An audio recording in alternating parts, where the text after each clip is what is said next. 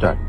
આજ રોજ પાટણ ખાતે હારીજ નગરપાલિકાના વિવિધ પ્રશ્નોની ચર્ચા કરવા માટે પ્રાદેશિક કમિશનર શ્રી પાટણ સર્કિટ હાઉસમાં પધારેલ.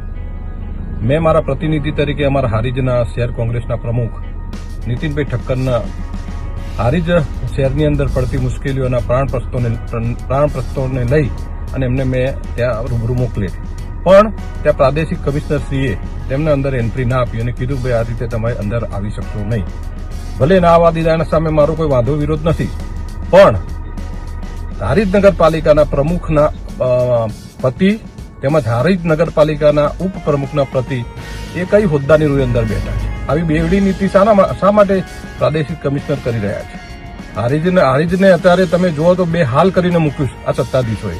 હારીજની પ્રજા તાહીમામ પોકારી ગઈ. ત્યારે આ પ્રશ્નોની રજૂઆત કરવા મેં મારા પ્રતિનિધિ તરીકે અમારા શહેર પ્રમુખશ્રીને મોકલ્યા, પણ એમને એન્ટર ના કર્યા અને એમને અંદર જવા પણ ના દીધા. અને જે કંઈ પ્રશ્નોની રજૂઆત અમારી હતી એ સ્થાને રહી ગઈ. અને આજે પ્રશ્નો જે અમારા હતા, ધારો કે પાણીનો પ્રશ્ન હતો, ગટરનો પ્રશ્ન હતો, લોકોની પડતી મુશ્કેલીઓના પ્રશ્નોની રજૂઆત કરવા માટે અમારી આ પૂરેપૂરી તૈયારી હતી.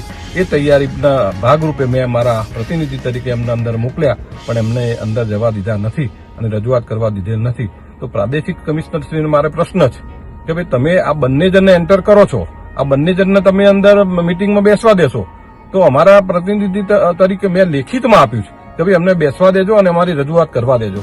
એમને રજૂઆત કરવા દીધું તો શું વાંધો હતો? તો આવી બેવડી નીતિ પ્રાદેશિક કમિશનર જેવી ઉચ્ચ કક્ષાના વ્યક્તિએ ના રાખવી જોઈએ. તો પ્રજાના જે કંઈ પ્રશ્નો હોય એ પ્રજાના પ્રશ્નો એમને સોલ્વ કરવા જોઈએ. અને સોલ્વ કરવા માટે ગાંધીનગર રીતે આવ્યા હોય ત્યારે અમે એમને રજૂઆત કરવા માટેની જ વાત હતી, બીજી કોઈ વાત નથી.